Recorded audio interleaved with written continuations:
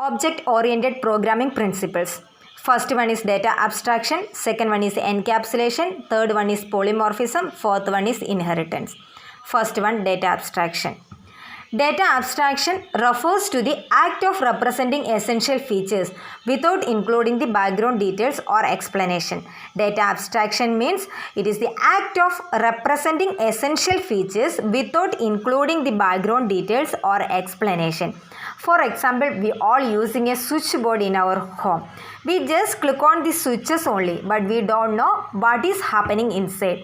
We just click on the switches, the light or fan are switching on, but we don't know what is happening inside. The same as in the data abstraction is the act of representing essential features without including the background details or explanation, and it has the clear separation between abstract properties and details of implementation.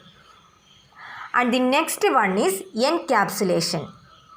It is a system of wrapping up of data and function into a single unit. Encapsulation is the system of wrapping up of data and function into a single unit. This one is an example for encapsulation. This object A contains data and functions, and object B contains data and function, and object C contains data and function. That encapsulation restricts the free flow of data from one object to another. That object A contains data and function. It wrapped the data and function into a single unit. That encapsulation wrapped the data and function into a single unit, and it restricts the free flowing of data from one object to another.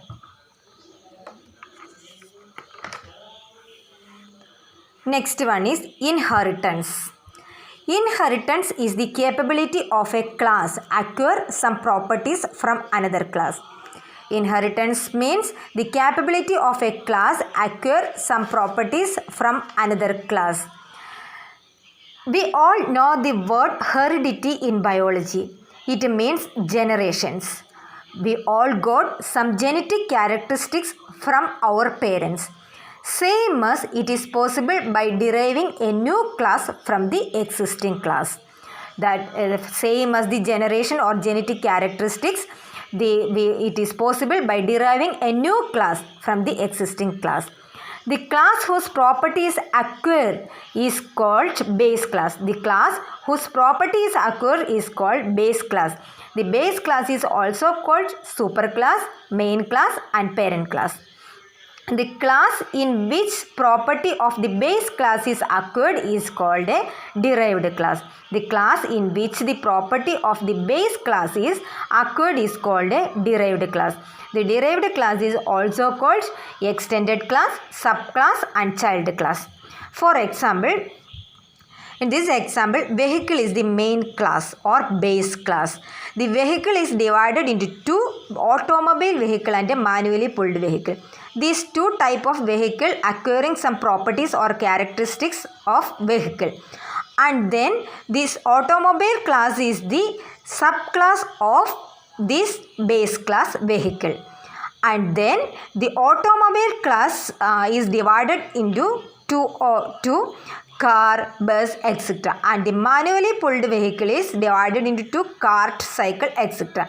The car, bus are the subclass of automobile class, and the automobile class is the subclass of vehicle class.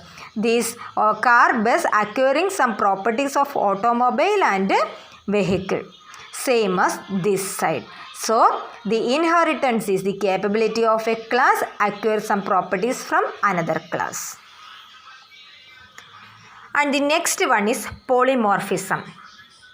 Poly means many and morph means form. Poly means many and morph means form. In the real life, we use some same words for many purposes. Same as in polymorphism, it is the ability to take more than one form.